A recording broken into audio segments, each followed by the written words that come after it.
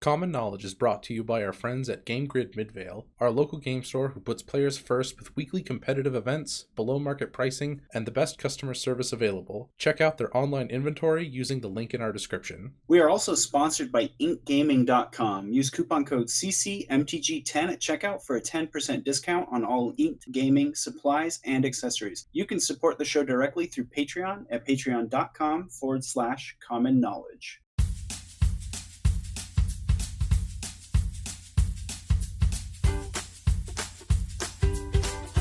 This is the Common Knowledge Podcast. It's not about the cost, it's about the knowledge. Here are your hosts, Brandon Clark and Lawbert.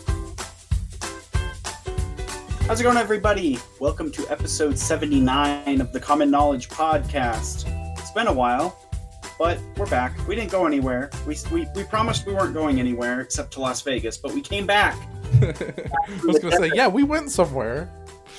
I meant like permanently go somewhere. Like we're not gone forever. Like I know we say bye forever all the time, and the listeners are always like, "Oh no, is this the time they're gone forever?" And no, not this time. You're still stuck with us. So, ha ha. Yeah, well, I think we missed 2 weeks. We did. There's plenty of excuses we could go over, but Vegas was the primary reason. We were just scrambling to get prepared and do all that, and then we were at Vegas for another part of it. So, do you want to just get into this episode? Yeah. So we've got a kind of cool episode for you all planned this week. We've got a couple topics we're going to go over. Of course, we're going to recap Las Vegas, talk about our tournaments, and of course, Vegas shenanigans that ensued, as well as cool deck tech. So I think we're going to get into that all. But first, what could it be? It's the card of the week. Card of the week. So our card of the week this week is Hidden Spider. Oh, I just noticed that on the card, the H doesn't look capitalized. It's not super important, but it's weird. It's a lowercase h. Anyway, formattings on cards are very weird. So this is a single green for an enchantment. It's typically a sideboard card. It says when one of your opponents successfully casts a creature with flying. That means they have to successfully put it on the stack. They have to successfully tap their green mana or tap their whatever mana and put that creature with flying onto the stack without having a stroke first. Hidden Spider can trigger. Yeah, its phrasing is weird on like the actual card. It just means like when they cast it, like if they actually just read the Oracle text on it after you read the regular text, because it's always funny to read the old text and then read the Oracle text. Like we're basically if it's countered, it doesn't matter. It's still gonna trigger, but it's permanently a 3/5 now once they cast it. Do you want to read that Oracle text though? Sure. When an opponent casts a creature spell with flying, if Hidden Spider is an enchantment, Hidden Spider becomes a 3/5 spider creature with reach. The reason we bring this up is this is new sideboard tech for decks like Stompy, just mono green beatdown decks. Like I've used this in a couple of brews. The core Skyfisher like Astrohawk package is so prevalent now. This is some cool tech where you can have a single green. It makes it really difficult for your opponent to do their game plan of playing all these creatures with flying, like Moldrifter and things like that. A 3/5 is just a huge creature. Yeah, it's really big and it's really hard to deal with. Just having that 5 toughness, it means it's going to take the Astrohawk player just a little bit of time before this is in scred range. But also, it just really slows them down quite a lot because it puts them in the awkward position of having to decide to just run out their flyers on curve so that they can provide blockers on the ground, or if they are just going to die to this 3/5 as well. It just puts a lot of hard decisions on your opponent, and it makes their sequencing hard. And when you're the deck like Stompy applying a lot of pressure, like a card like Hidden Spider can often be the difference that you need to get that, squeak that last few points of damage in. Stabilize. What I've found with this, and I've tested it in a couple of different kinds of shells, is that it kind of does work in the same way that land destruction does, and that's That's not going to make sense initially. But you need to have a solid game plan to like close out the game quickly, and this helps you apply that pressure and make it hard for them to assemble anything to block you. Like usually those core Skyfisher decks, that's one of their main tools of blocking you is they cast a 2/3 that can block all of your creatures.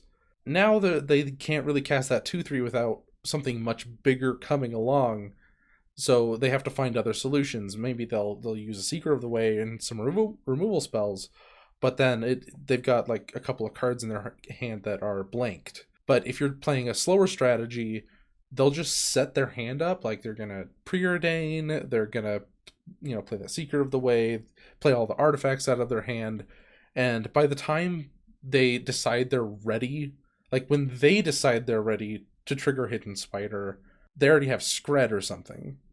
So it's not an effective card at that point. Yeah, you've gotten a deal on a creature, but you've used one of your green mana in the first 3 turns to cast this, and then it sat there as a do nothing enchantment until turn 5 or 6, and they're ready to deal with it. So it's great tech in the right shell, is what I wanted to say. Yeah. There are definitely draws where players don't care about this. I've had this card cast against me, and I'm on like a double Seeker of the Way draw with just like 2 lightning bolts and a Scred, and I don't care. The fact that they played this on turn 1 and not something that is going to savage swipe away one of my 2-drops is so huge. Right, yeah, and so I don't think we bring this card in against like Tron. Yeah, they have Muldrifter, but they just have so many other cards in their deck that they can still progress the game state or fight you off with. Something like Delver, I would say it's still very, very good. Yeah, definitely. I think even against like the Jeskai decks, if you don't see Glinthawk in their deck, I'm a bit more hesitant to want Hidden Spider. I think it's still good, and you should probably bring it in. But they're just variants of the Jeskai decks that this card's not that good against. I think the decks, particularly without Glinthawk, just don't care about this card quite as much.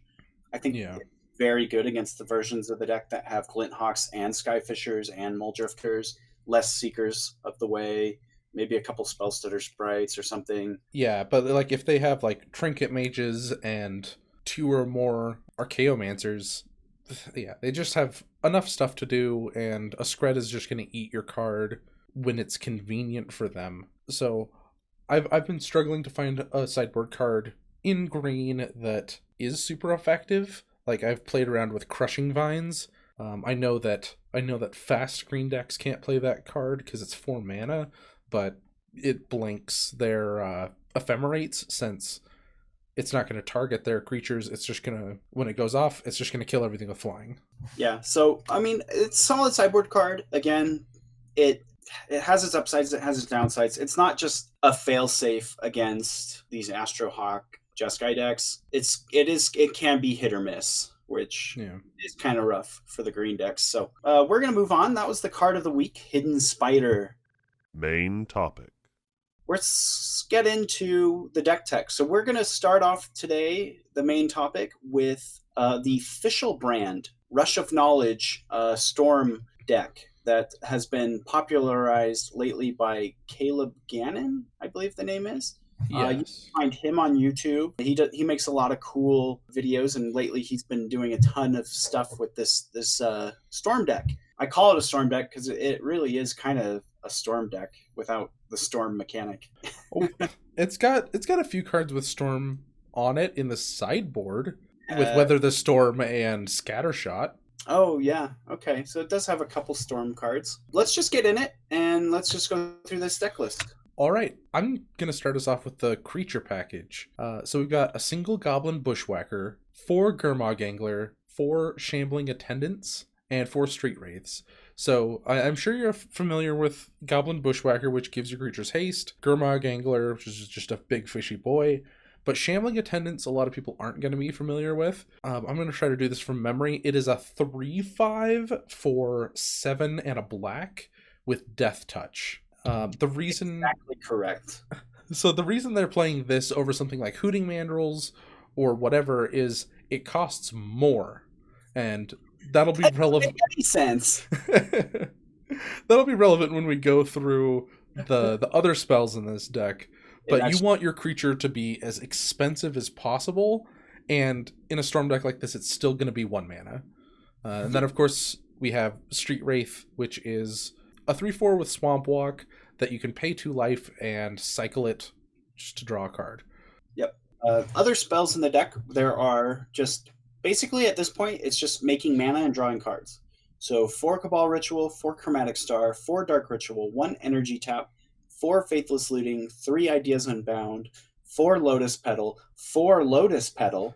I wrote that one twice. 4 Manamorphose, 4 Rite of Flame, 4 Rush of Knowledge, and 3 Seething Song. And then the lands, there are 8 of them: Geothermal Crevice and Sulfur Vents. So let's just talk really quickly before we start getting into the nitty-gritty of what all these cards do, because I'm sure as we read this deck list, we just left more people confused. Yeah. The point of this deck, like Sean said, is to get one of these big creatures into play. And the key card here is Rush of Knowledge. So Rush of Knowledge is 4 and a blue for draw cards equal to the highest converted mana cost among creatures you control. Which That's is sorcery speed, yeah. Sorcery speed.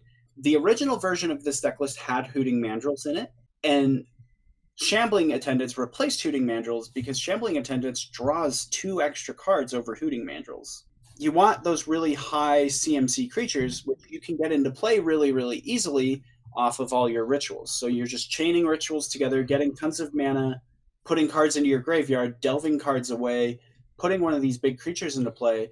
And the idea is that you're trying to chain Rush of Knowledge and Ideas Unbound and Faithless Looting, using those cards to just churn through your deck, to keep getting more rituals, more cards, continually casting more Gurmag Anglers and Shambling Attendants. And then once you have enough in play, you cast your Gobbled Bushwhacker and attack for huge amounts of damage. Right, and I do want to touch on what Ideas Unbound does as well, because Rush of Knowledge is your big turn of, like, that's where you're trying to get, of like, I'm going to get enough mana for this, I want to have a creature in play, I'll draw 8 cards, hopefully, and from that point, it's pretty easy to just keep going and hit the rest of the cards in your deck. But when you're starting to go off, Ideas Unbound is blue for draw 3 cards, and then discard 3 cards at the beginning of your end step.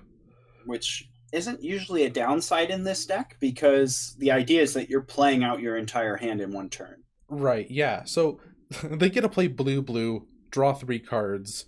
The rest of the text is irrelevant. It's insane.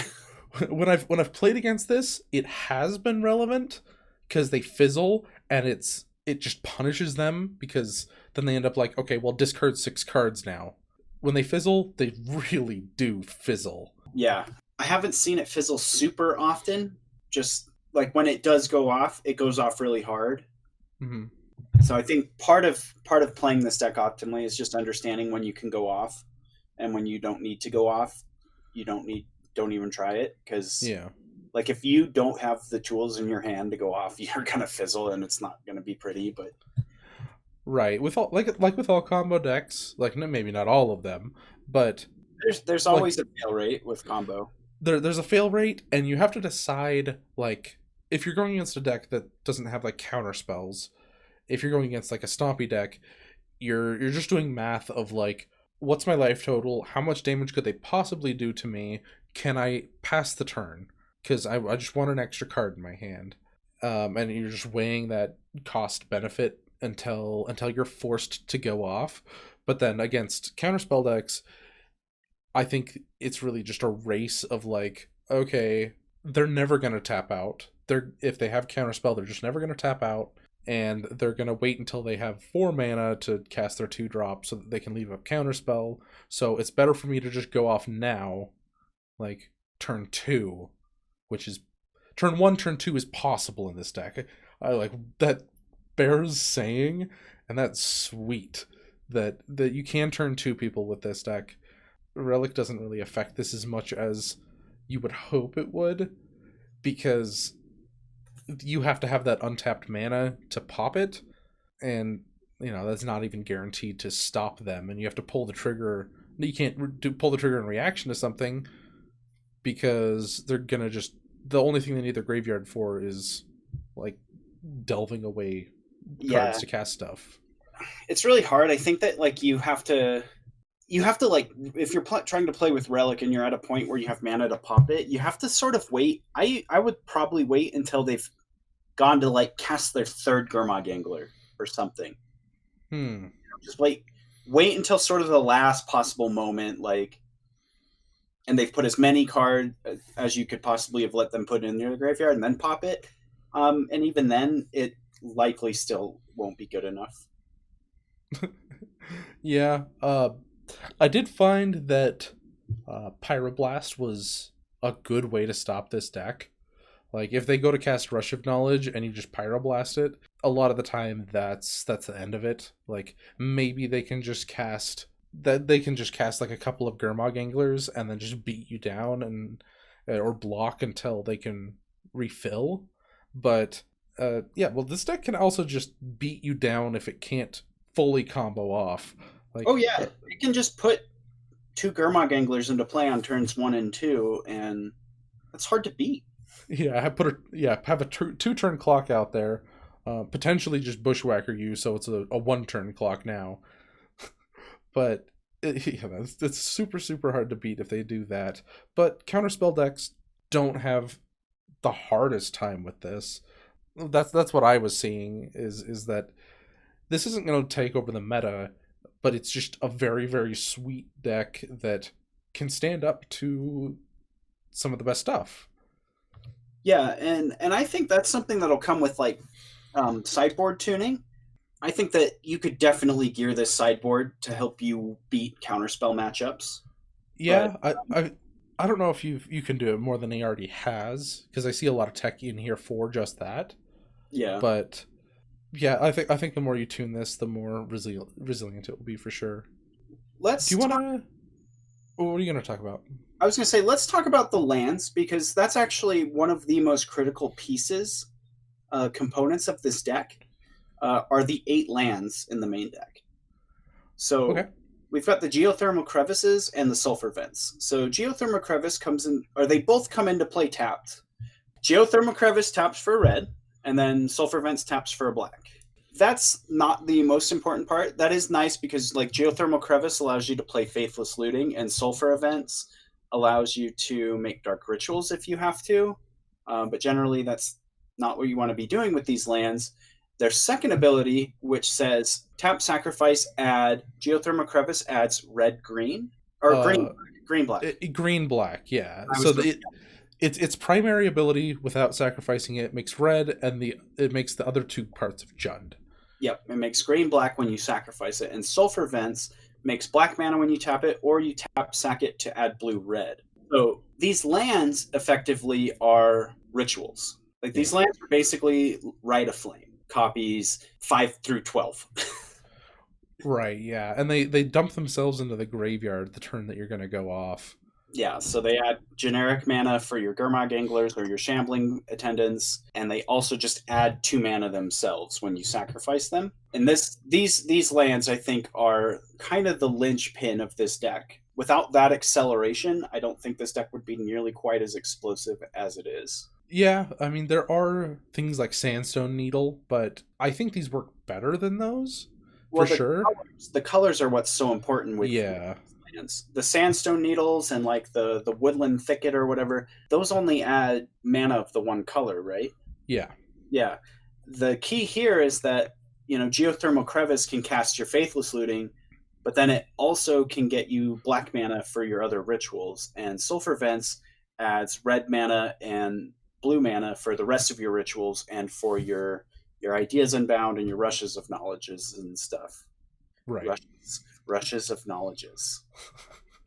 But while you're going off, these effectively don't do anything, since if you're like, okay, like I'm gonna miss my land drop, time to go off, and you go off and you find a bunch of these, since they enter tapped, the only thing you're doing with them is pitching them to Faithless Looting. Yeah, and that's why there are only 8 lands in the deck. Mm-hmm. Between the 8 tap lands and Lotus Petals because you effectively really only need like 1 or 2 mana sources. Like if you can just get like one of these tap lands and like a Lotus Petal, you could be in a good position to combo off on turn 2. Definitely. I think this is nuts, and it doesn't even have Gitaxian Probe. Like, we're in a post-Gitaxian Probe world, and Storm decks keep popping up. Like, we lost Vinestorm. Oh no. And we got Fishelbrand. We got a real Storm deck that can actually win games. Yeah.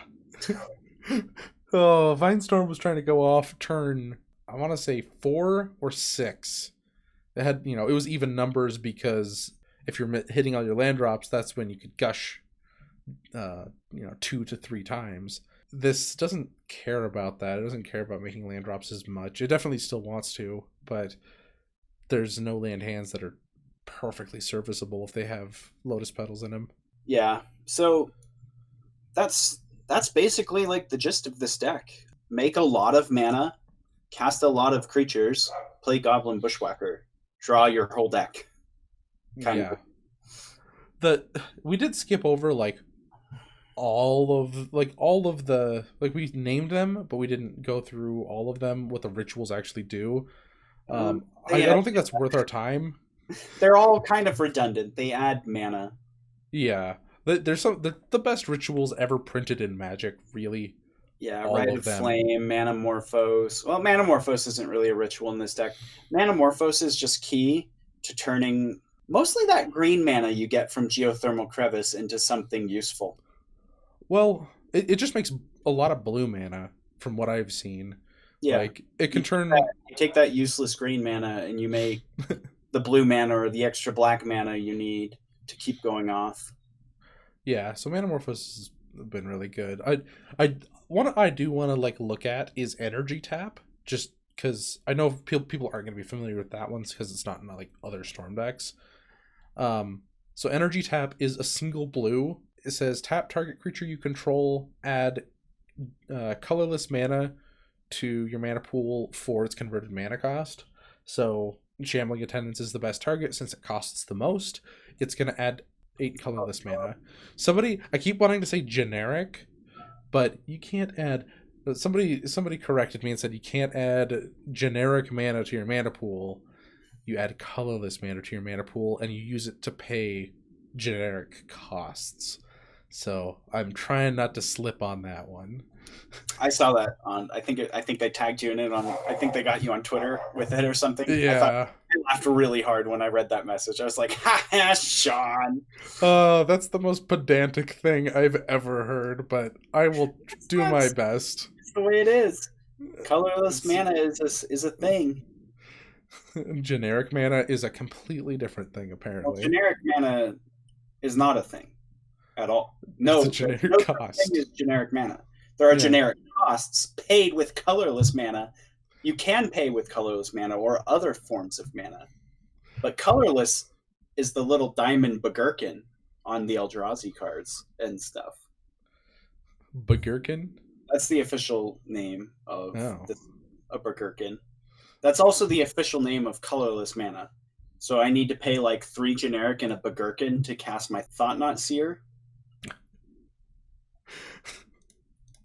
Oh, geez. Some knowledge for you. That wasn't common knowledge, though, because Thought-Knot Seer is rare. That's not pauper.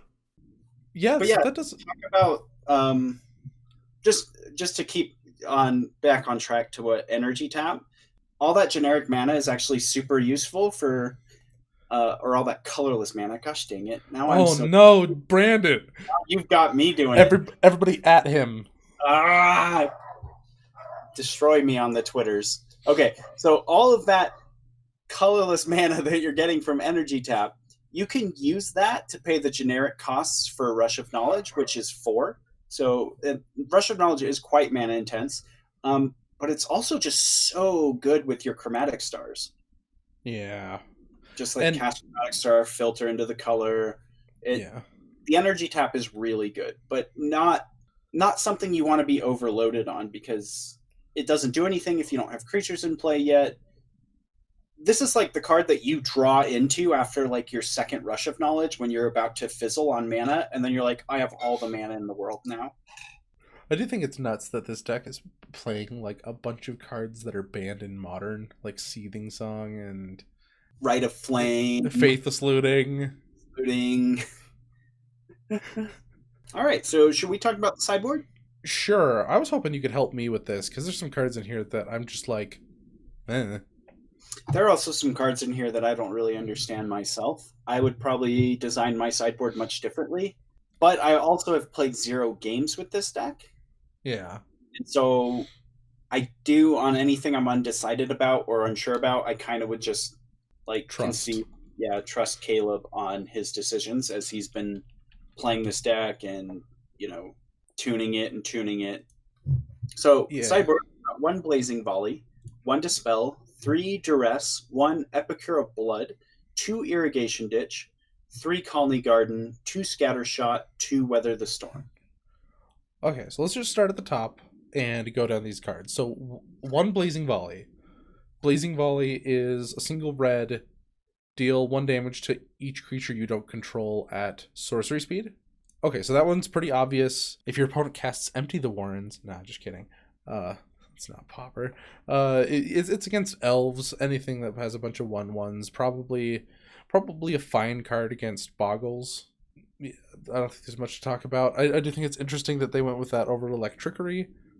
I think it's just easier to cast. They don't have to pop one of their lands to get this going. They can just tap one of them if it can produce red. I think that's the biggest key here is they can do this on turn 2 without sacrificing the land, right? Because they don't have any untapped mana sources in the deck besides Lotus Petals. And I don't know if you're in a place where you want to be like using your Lotus Petal to wipe their board. I think this is just much more efficient, much more clean, gives them the best chance of having an extra draw step to try and go off. So I like the Blazing Volley. I think that's just fine. Yeah. And then they've got a Dispel. Yeah, which spell? Dispel. Yeah, that's we all know what that one does, right? It dispels a spell. Wait, it dispels which? What? 3 Duress are next. 1 Epicure of Blood. So, Sean, can you tell us what this card is? Off the top of my head, it's a 5 mana 4/4 that when you gain life, your opponent takes a damage. What's its mana cost? I said 5. It's a 4 generic and a black. Darn it. I wanted to see if you said colorless. What color? And then I was going to roast you. All right, so that's Epicure Blood. Then there's 2 Irrigation Ditch, which is the Bant version of the other lands. It taps for a green mana, or you can sack it to get a white and a blue, I believe. Or it's tap for a white, get a green and a blue. Yeah, it's tap for a white, get a green and a blue. Okay, and then 3 Colony Gardens, 2 Scatter Shot, which is a single red mana. No, 1 in a red, deal 2. No, that's the Storm one. Oh, yeah. That's the Storm, deal a damage to all the creatures. So that's the Storm wipe a board thing. And then 2 Weather the Storms. It's 2 in a red, deal 1 damage to target creature Storm. And then Weather the Storm just says gain a floppity jillion life. A floppity jillion. And is actually a kill condition with Epicure of Blood. Yeah, that's why Epicure of Blood is in here, is so that they don't have to attack. They don't care if your opponent has boarded in Moment's Peace or main deck's Moment's Peace. They're just like, okay, draw my whole deck, play Epicure of Blood, Weather the Storm. Storm is 30. Oh, you're dead. Yeah, take too many damages. Too many. 3 many, even. Whew. 4 many? No, 4 is right out. 4 many is right out. But so what I'm confused the most on is this Colony Garden. I don't get it. The Colony Garden protects you when you cast Rush of Knowledge against decks with instant speed edicts. How many of those are there? I don't know. That's what it does. I didn't say that it was optimal or that it was the best thing it could, like that spot could be, but that's why they're there. They protect you against effects when you cast Rush of Knowledge. Okay. Dabbing on him. I don't get it. I think that slot. Maybe there's just not that many things you need in your sideboard. I don't know. Oh, I would It definitely. seems strange. I definitely feel like this deck could use more dispels. That's just me. Maybe the Calling Gardens might not be that necessary. I don't believe that there are very many edicts running around right now. I feel like edicts are not very good at the moment. I don't know. Edicts are actually pretty good. Right? I disagree with you. Yeah, I definitely think edicts are good right now. I'm like, wait, I think edicts are pretty good right now. Why aren't people playing edicts? That's what it is. Caleb's just so ahead of the curve here that he's just like, oh man, edicts are so great right now. Puts Colony Gardens into his sideboard to protect Rush of Knowledge, and everyone else is just like sleeping on their edicts. That's what's happening. But people when they do put edicts in their deck, play Chainer's Edict, and that's sorcery speed. So like the weird narrow, like I don't know. Protects your creature, right? Well, if you've played a creature and passed the turn, I don't see that being like a situation where it's like, you know what's going to happen this next game? I'm going to play a creature, fizzle, but be able to play this Colony Garden and pass the turn. There's got to be something else. Maybe. I mean, I don't remember the deck tech and him going over the Colony Garden. Anyway, that's... Yeah, I do, like, me personally, the Colony Gardens would be one of the first things I removed. Yeah, same. Any other cards you are questioning? Do you know, so is the Irrigation Ditch just in there as, like, more lands? Like, if they need more lands to try to go off? Yeah, I think against slower decks, I like bringing in the Irrigation Ditches. They give you more setup time and just having more mana when you go off. Because what's so great about these lands, again, I said that they were Rite of Flames 5 through 12, but that's not true. They're Rite of Flame 5 through 12 with Uncounterable tacked onto them. There's mana that your opponent can't really interact with. And so I think that in slower matchups where, you know, you don't really need as much of this redundancy because the game's going to go a little bit longer, you have more time to sculpt the hand, having a couple extra of these ritual lands or whatever we want to call them, I think is probably a good thing. I think that's it, though. Like, the rest, I think, makes sense. Scattershot is good at wiping a whole board of creatures. Duress is good against counterspells. Yeah. If it was me, I feel like I wouldn't be too worried about having Blazing Volley with the 2 Scattershots. I also just don't know how I feel about Epicure of Blood and Weather the Storm. I guess one thing that this has over Flaring Pain is that this combo can beat Loxodon guy. And Moment's Peace. Like, you can't even attack. For Flaring Pain. That's what I said. Flaring Pain.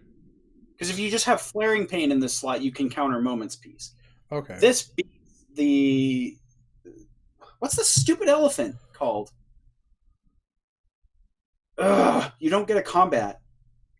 I hate it so much. What's it called? You don't get a combat. I don't know. Give me like 4 seconds. Ghostly Flicker. No more combat. Why can't I remember the name of that card? Oh my gosh, I'm so tilted. Stonehorn Dignitary. This combo beats Stonehorn Dignitary where Flaring Pain does not. Yeah. And so it's actually probably just fine because I think that Weather the Storm is also really nice to bring in against other combo deck or other super aggressive decks. Like if you're just like worried about having time, you can always just sort of like mini go off, put a big creature into play, cast Weather the Storm, just like gain a casual 20 life and pass the turn. Well, when I was watching, all I've done is just watch the video and play against the deck once by somebody else that was not Caleb Gannon. Weather the Storm, it feels like, okay, you're going off. It doesn't really matter that your opponent has whittled you down because you just kill them. Maybe every time you're not going to just kill them like I'm seeing, and you want to untap and not die. So maybe okay. Yeah, that's a good way to not if you're under a ton of pressure and you need a bit more time to set up, you let your opponent do their thing, and then you can also just end step Weather the Storm. Like, okay, you went and cast like 3 burn spells this turn. All right, I'll Weather the Storm, gain 12 life. And then you can untap and you get a little more setup time. Whereas Flaring Pain just is so much more linear in what it can do. Like, it's specifically there to counter Moments Peace, whereas this setup, I think, gives you a little more flexibility in how you sideboard. Yeah. But I don't know. I think, personally, if it was me, I don't know how into the Colony Gardens I am, like you said. Like, people are playing Chainer's Edicts. In matchups where they have Chainer's Edicts, are you really just, like, playing a Gurmag Angler and passing the turn and hoping it survives? Like, I feel like you are, like you said, going off all at once. And I don't know that the Colony Gardens make a huge difference.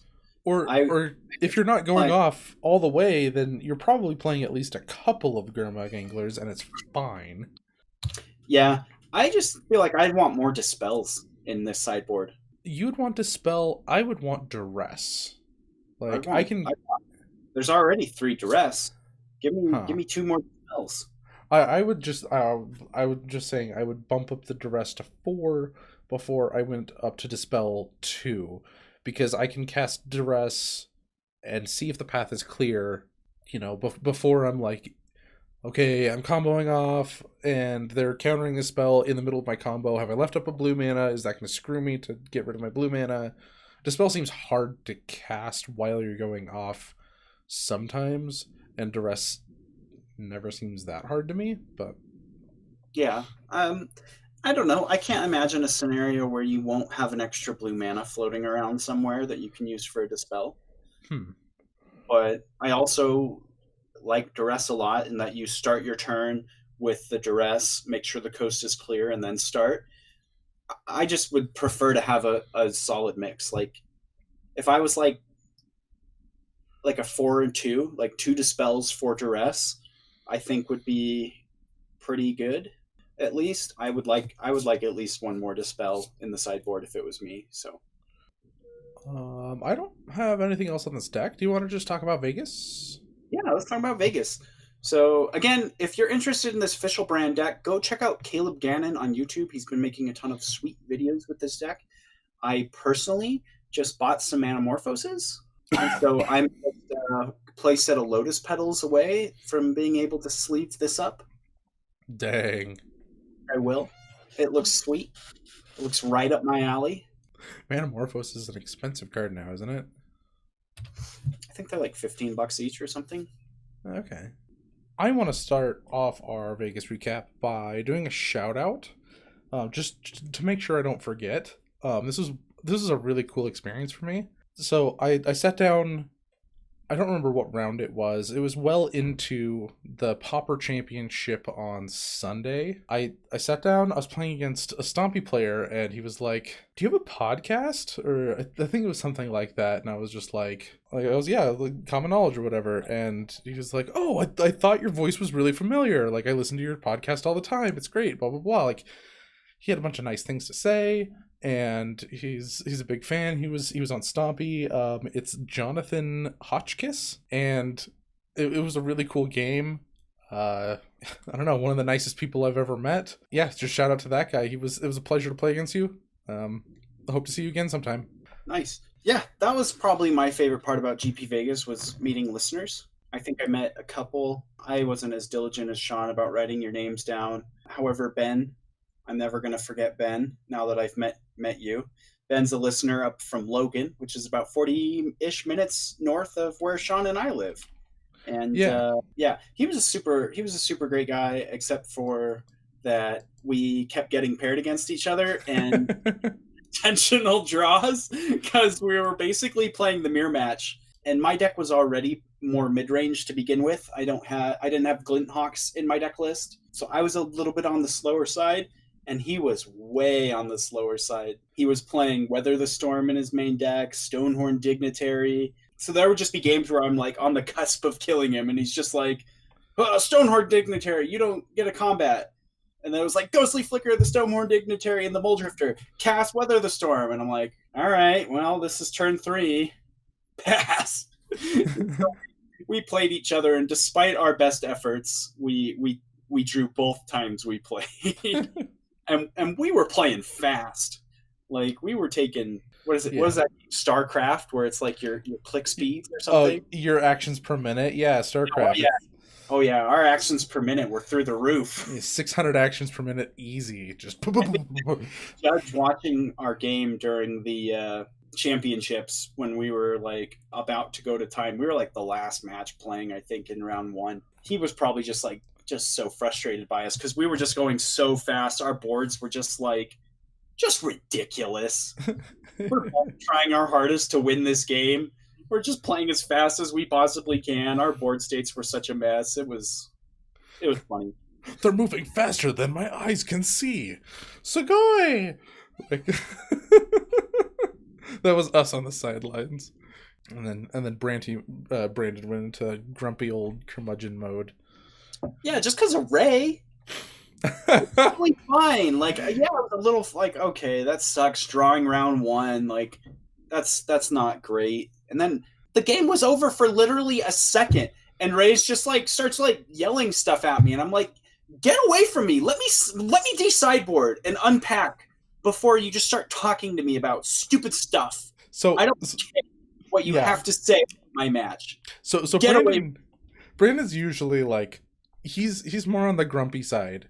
Like if something like if he just lost a match or whatever, you'll be grumpy for a little bit. You give you a little, like a minute, and then you're good. You want to talk about it. I don't like to lose. I don't like losing. I like to win. I'm very competitive. Right. And I need a minute to decompartmentalize and like unpack it and like go through my head. Okay, what mistakes did I make there? Count to 10. Take a deep breath. Okay, I'm good. Yeah.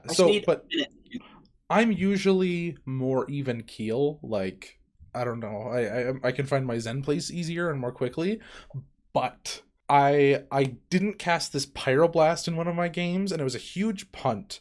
I didn't counter a Trinket Mage, which let him go get an Arkham's Astrolabe, which enabled him to cast, I think, like 2 Glinthawks, a Core Skyfisher, which chained into like another Core Skyfisher, because I was saving it for a Muldrifter that never happened, because I had been losing to Muldrifter Ephemerate all weekend. So I was like saving it for the thing that I had been trained to save it for, and I just got totally blown out. And as soon as the match was over, his head was basically on my shoulder, and he was going like, "Why did you cast that Pyroblast?" And I was just like I want to hurt you right now.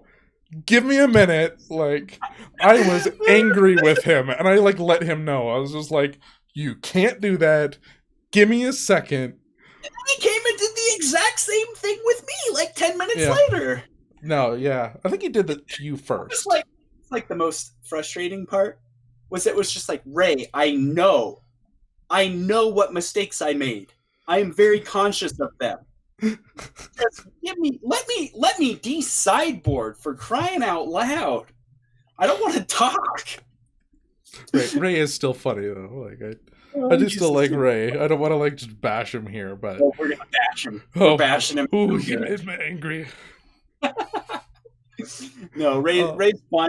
Ray provided the lodging. Oh, that place was amazing. So great. After I failed miserably to get us a room at the Westgate, Ray pulled through with just a really nice condo, just like a block away from the convention. Not even a block. Well, yeah. Well, I mean, we were on the grounds within a block. That's true. We were on the grounds within a block, and then we had to walk another like 200 yards to get to the convention hall where the GP was at, because that place is gigantic. This is just supersized. Like, yeah. I mean, a Las Vegas block is worth like 2 Salt Lake City blocks. Yeah. Outrageous. I mean, I was just like, oh my gosh, look how close we are to the convention hall. I could spit on it from here. No, it's actually just that big that you think you're close to it, and then 5 minutes later walking, you're like, this is never ending. Through the Mad Max desert that instantly takes all of the moisture out of your face. Oh, my gosh. gosh. Oh, that place is hot. How much Oh. Magic did you play, Sean? One thing, still, yeah, so I almost forgot another one. So I just wanted to shout out Robert Blasius, who messaged me on Twitter and was like, "Hey, I want to make sure to meet up with you." And I was, I didn't know where to meet up with him. I didn't know where I was going to be most of the weekend, but I knew that I was going to be showing up to all of the pauper events, and I was just like, if there's a pauper event, see if you can find my table. Like, this is my last name. You'll have my table number. Come and find me. And he found me. If I knew how to put more effort into like meeting up, I would have. But it's just such a crazy thing in Vegas. But we did meet up, and he was super cool, and I wanted to shout him out. But as far as how much Magic I played, I believe I have it somewhere on Twitter. So I played 20 games of Magic. I ended up 10 wins, 8 losses, 2 draws. Both of them were intentional, I believe. Yeah, I didn't unintentional draw anybody. I played against Jeskai 7 of those 20 times, which that is a lot. I played against Jeskai so much I was just sick, and all of my testing outside of it was against Brandon's Jeskai deck and Ray's Jeskai deck. So I'm not counting those. So if I played 26 games of Magic, competitive and not, that weekend, more than half of them were Jeskai. But I guess as far as the Pauper Championship went, I ended up in 64th place. I was on my Snow Jund list, which I haven't posted a video of the updated deck list yet, but actually Sin City MTG, which we saw at the convention center and we talked to quite a bit, like we just started after every match like running over to each other and being like, "How you doing?"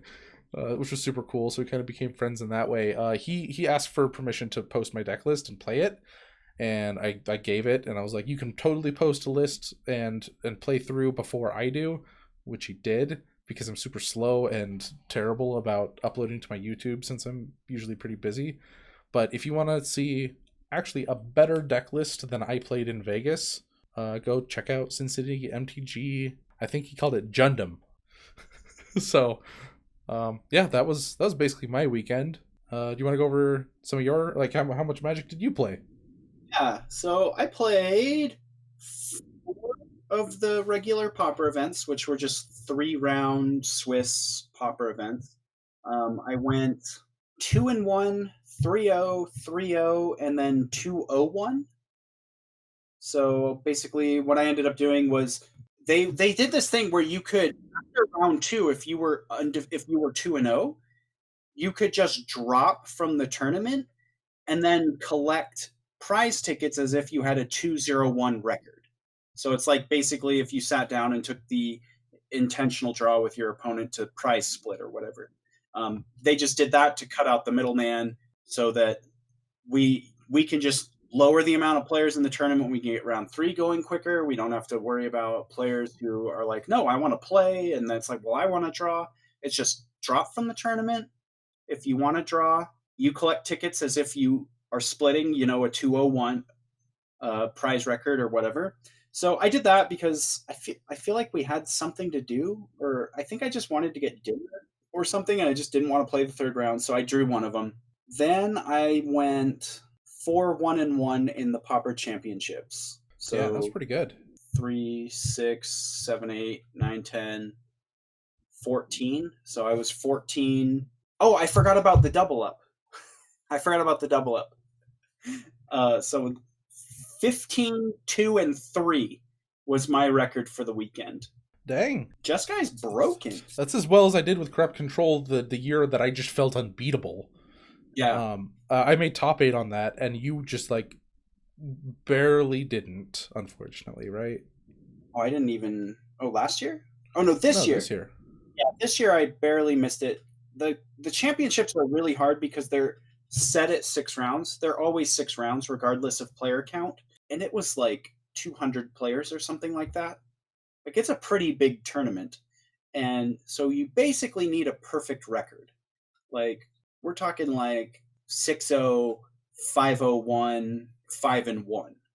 Like, the 5-1s, there were even like multiple 5-1s that didn't get into the top 8. So the competition was super, super tight in these tournaments. You had to have a near perfect record to make top 8. And I was basically dead for top 8 the moment I took my first loss of the tournament after drawing round 1. I lost to the gentleman on Tron that actually won the whole event. He was my only loss in the Swiss rounds. So congratulations to him. I don't remember his name off the top of my head, but he was super tight player, like very precise. We made for some good games, but ultimately Tron is probably the worst matchup I think for Jeskai, so it was rough. But the double up, I want to talk about the double up because that was kind of funny.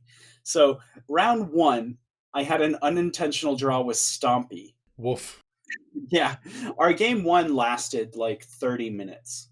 Basically, what had happened was the Stompy player had gotten me down to like 4 life, and I had drawn a couple lands in a row, and I was just like holding on for dear life, and was able to start like chaining Mole Drifters and Ephemerates into each other, and start making like blocks here, favorable block there, removal spell there. And so I was able to just like slowly stabilize the board and then turn it around and win the game. Like I said, that game 1 took like 30 minutes to play. Game 2, they were on the play and just did stompy things and just killed me in like 4 turns. So that game took like 2 minutes to play. And then the same thing with our game 3.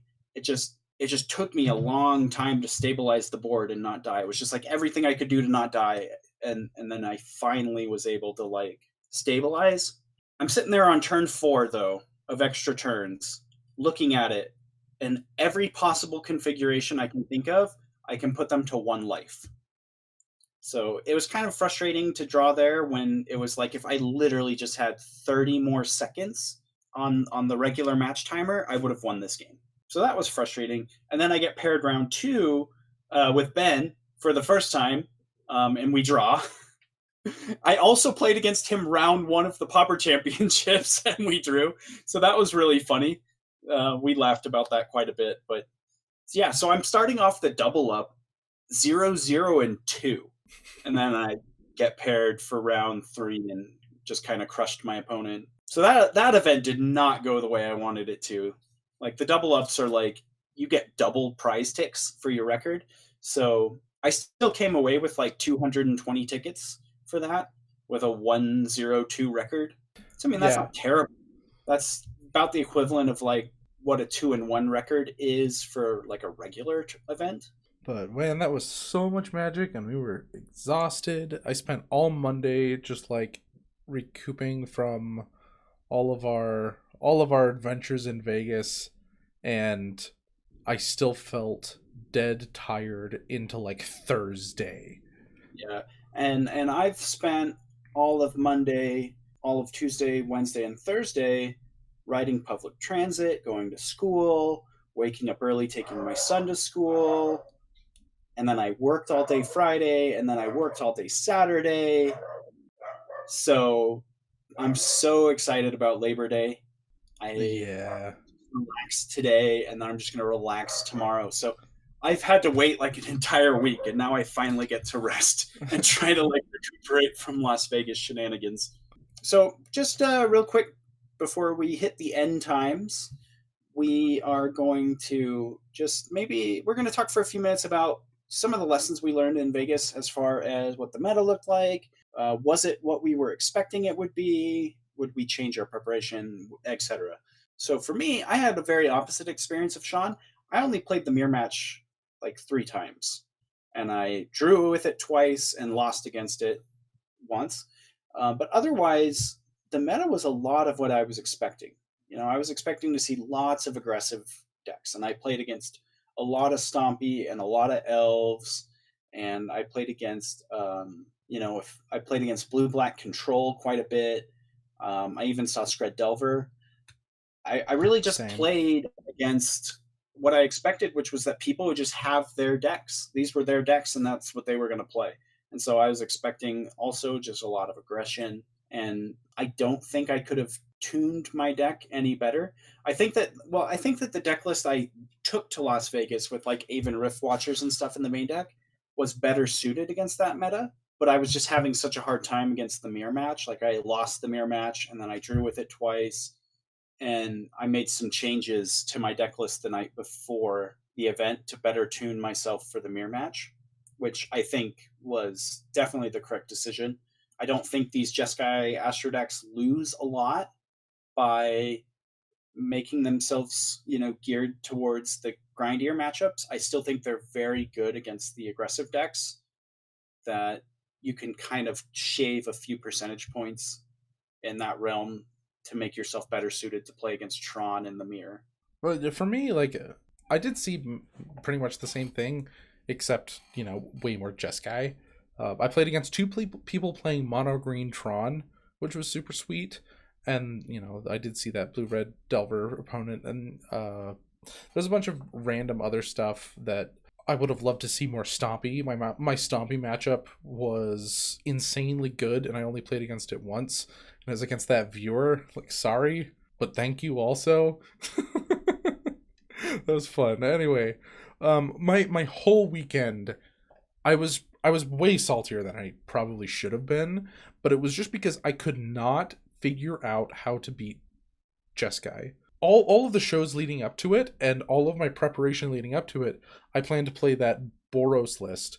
And when I got down to the numbers and how that matchup felt, it didn't feel as good as I wanted it. So I switched decks, and I was trying to find anything that would give me an edge in that matchup. And just nothing that I did felt like it was giving me an edge. Because in those 7 games that I played against Jeskai, I think I have 2 victories. So, like, over 50% of my losses were to this Jeskai deck. And in all my testing against people that I knew, I was losing those as well. So I just didn't know. I didn't know what to do. And I was at this tournament that I had this backup deck that I was like, okay, well, this is my main deck now. Let's see how this does. That I needed more cards for. And at events like that, people want to sell foils and cards that are $300. They don't want us to bring like curd apes. Like, there's like I could go through like bulk and try to find foils of these random cards, or try to find like foreign whatever, but it was just really hard, and I don't think I did enough preparation, and I want to blame that on, blame myself definitely for why I didn't do better and get further. But that's what I took away from it, is just like, I thought I had done the preparation, and when I got down to it, I ended up not being prepared, and I got bitten by it really bad. So like, maybe next year I will bring more of my pauper collection, just so if I need to do last minute adjustments, it's a lot easier, because running around to all those vendors looking for something that's not there was just tough, hard, a lot of work. I feel bad that you didn't bring it up. I think I had curd apes in the box that I brought. That was a random example. That wasn't something I was looking for there. That was a card that I'm like thinking about adding after. But like, I think the cards, I don't remember what the card. I think it was Grapple with the Past was one of the cards that Sin City MTG suggested, and he put in his deck list, and is very good in the deck list. And I was just like, there's no way I'm going to find a freaking Grapple with the Past. Yeah. I think you should have played Tron. Never.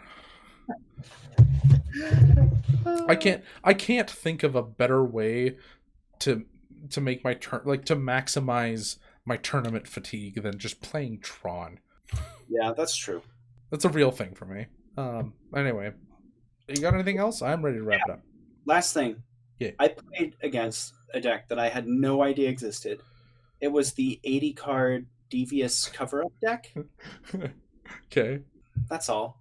It was just a really cool deck, and I had no idea it existed until I played against it and sort of just crushed it with Jeskai. But it was a cool deck. I've got one more thing. I'm going to give a shout out to Johnny, who rode with us in the car and got to go on the great adventure, the detour that we took because I forgot about that. there was a fire on the freeway and they shut the freeway down and they were like, hey, detours this way, an hour and a half out of the way. But yeah, we got to talk about a bunch of stuff that was pretty fun. So I want to give him a shout out. Yeah. Shout out to for being terrible at Heads Up. What's that? I played a bunch of Texas Hold'em Heads Up with Johnny. Oh. And I just crushed him every time. Yes. So shout out to Johnny for not losing anything to me because I think they were his dollars and I just gave him all the week and he just went home with 200 pennies in his backpack. Who's the real winner here? It was funny.